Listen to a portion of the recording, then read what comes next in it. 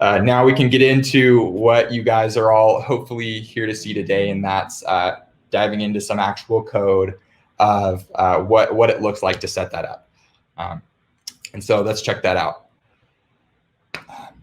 Great. So this right here is a little app that I built for this presentation. It's called Can You Snack It? I don't know about you guys, but come around mid-afternoon, 3, 4 o'clock, I start to get hungry, and sometimes I can get a little carried away, and I can eat such a big snack that I'm no longer hungry for dinner. And so this is just a little app to keep me in check, to make sure, I'm not going to eat more than 250 calories when it comes to snack time. And so behind the scenes, this is using serverless. We'll get into it, but I'll just show you what it looks like.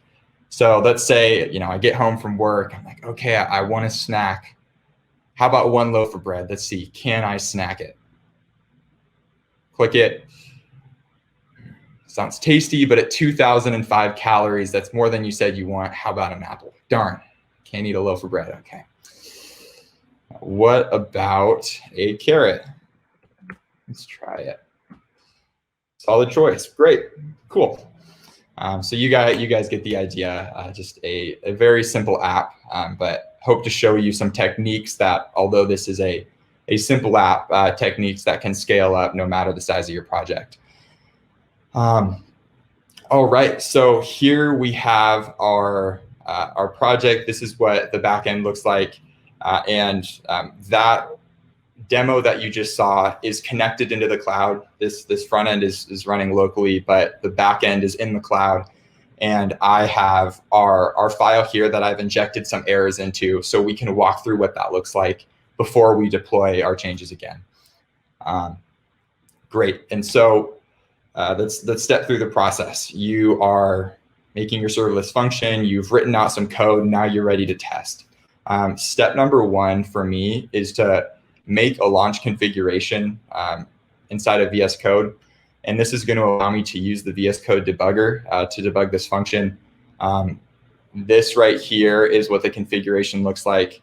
What we're doing is we're going to launch a node program that is located in this file. And so if you want to copy this code, you can. But basically what you're going to do is just make sure this workspace folder is correct. And I'm assuming that you're using Node for your runtime for the Lambda function. And so you're going to go ahead, you write this out, you make sure you have the right file, and then inside of your handler at the bottom, you add these lines of code. It's basically saying, if I'm running this file directly, go ahead and run the function. And if you don't add this, when you call that launch.json, it's going to run this file, but it's not actually going to call the function. And so you need to make sure to put that in there before you start. So we're going to go in, let's verify that that's correct. I'm going to set a breakpoint here. We're going to go to our debugger, and real quick, just to verify, can everyone read that? Can someone just verify that this is readable? And if I need to zoom in, please let me know. I think it looks good. It's good. Okay. Great. So we're going to hit debug Lambda. Boom. There we are inside of this function. So let's go. Let's let it run all the way through and see what happens. Great. Okay. We just ended.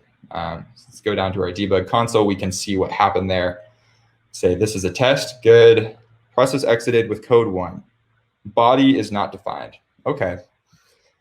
And so this is the process. Now it starts. Now we are debugging locally. Okay, body is not defined. So it looks like we call body here.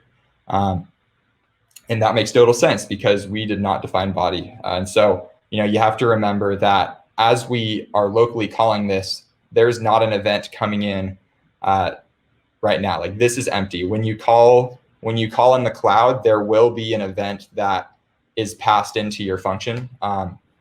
But right now, that is not the case.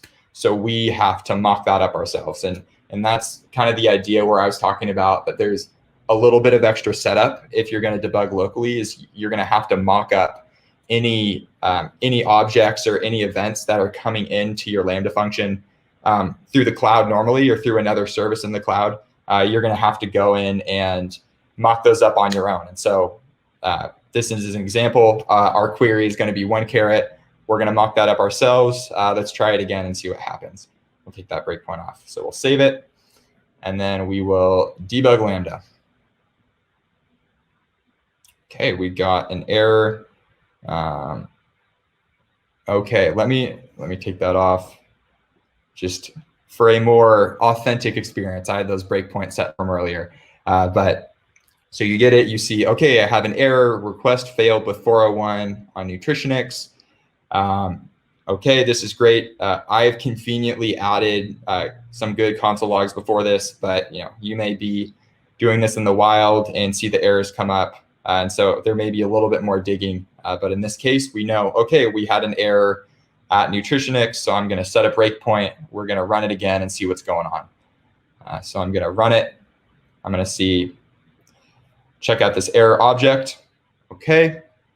And this is a test for anyone. Does anyone see what the error is? I'll just let this sit for a second. Does anyone see what's going wrong here? I don't know, Tavi, you can let me know if anyone says something. I can't see the chat. Yeah, chat is empty now, but I think it's with a delay. I think there's a delay between the thing reaching YouTube. I think there's like 30 seconds or a minute. I can see that the request requires XApp ID and XApp key headers, which I guess are missing. Yes. That's good to know that there's a delay. But yeah, exactly right. We are currently missing our app headers, which are important. So let me add those in here.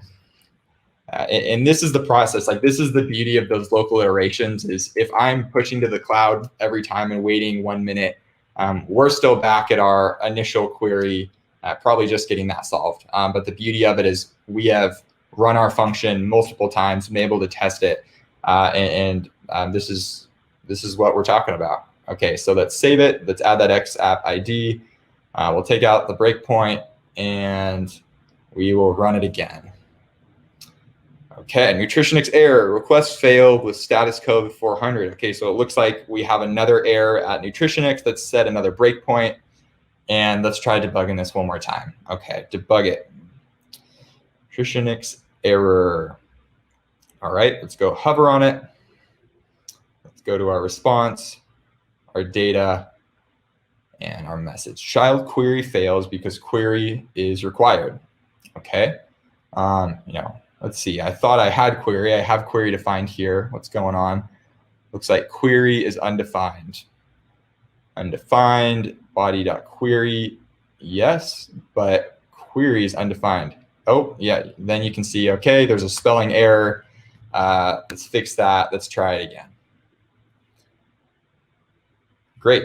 And we can see it looks like we have a response. It's saying carrot is 16.1 calories. Awesome. And so, okay, so you've gone through, you've written your Lambda function, you've figured out a couple bugs, and now you're ready to go deploy it. It's really easy just to say, okay, I'm ready, let's go deploy. But you have to remember that you did mock up your events. And so we still need to do this little connection piece of getting the correct, or basically making sure that we don't take in one caret every time. We want to take in whatever the query was from the front end of our application. And so that's going to come in the form of the event body. And so I'm going to add that in here. And now we are good to deploy. Let's see. Sometimes in real life, if you're not exactly sure what the body is going to look like, sometimes that takes a little bit of testing. You can use CloudWatch or another monitoring tool. But the idea is that even if you have to do a deploy once or twice to figure that out, you're still drastically lowering your development time. We're trying to minimize our pushes to the cloud. So, okay, we're going to save that, and now we're going to be ready to deploy to the cloud. And so if you're using serverless framework, as long as you have already deployed this function to the cloud once and you have not made any changes to serverless, in order to save more time, this is my last time-saving tip, is that you can deploy just the function. So as you can see, SLS deploy -f hello. And you can see the name of your function is right here. And so when I deploy that function, instead of deploying my whole stack, which for this project is relatively small, but as you grow, this can take minutes to do. By deploying just the function, you're gonna save some time. So we'll deploy it, and as we can see, that took 3-4 seconds, which really, all things considered, is not bad. And so that's going to be deployed to the cloud. And if we did everything correctly, this will still be a working app since we just deployed those fresh changes. Okay, so let's try it out. Okay, let's try 10 Ritz crackers. Ritz crackers, snack it. Solid choice, great. It looks like we are working, and that is this demo. I'm click over here. Those are some great tools. Those are some great ways to speed up your local development, but it is not a silver bullet I'm sure Tavi can attest to, and why Dashbird is around is that debugging and monitoring a serverless is still a fast-changing environment. It's a growing space, and so we have not figured everything out yet. Some things to consider as you're going through mocking resources or developing your applications. If you have resources in private VPCs like databases, this would be really common. You're not going to be able to access those, even if you do give yourself the correct permissions. You're not going to be able to do that. So you're going to either be forced to, like we did in this demo, mock up some fake objects, or you're going to have to create your own local database, which is also common. Number two, mocking involves setup. This is extra work. I just copy and pasted what a mock looked like, but for something more complicated, this can take more time, and it should be taken into consideration. And so the whole goal is that you're increasing development speed. And so if you have something that it's going to take you more time to mock than it would be just to get it done without mocking, consider that. Or I should say, without doing local development, consider that. And the lastly is to also consider and remember IAM permissions as you go to deploy. So for instance, I had this query of a caret, but in other instances, you may be accessing an S3 bucket with your function, or you may be calling a database with your function that you had just been using some objects to get the logic of your function going. Once you go to deploy that into AWS, now you're going to need to start thinking about IAM permissions. And so it's a common source of headbanging if you forget that you need to worry about permissions. And so just keep that in mind. As you deploy, you're going to have to now pay more attention to your permissions. And that is all I have today. My hope was just to keep it quick, concise, and actionable. Like Tavi said before, I have a YouTube channel that's all around AWS and web development. And so if you found this useful, you'll probably like what I'm doing over there. And it's just an honor to be here. And I really appreciate you taking the time out of your day to be here and hear from me. I really appreciate it. And we'll pass it off to you, Tavi.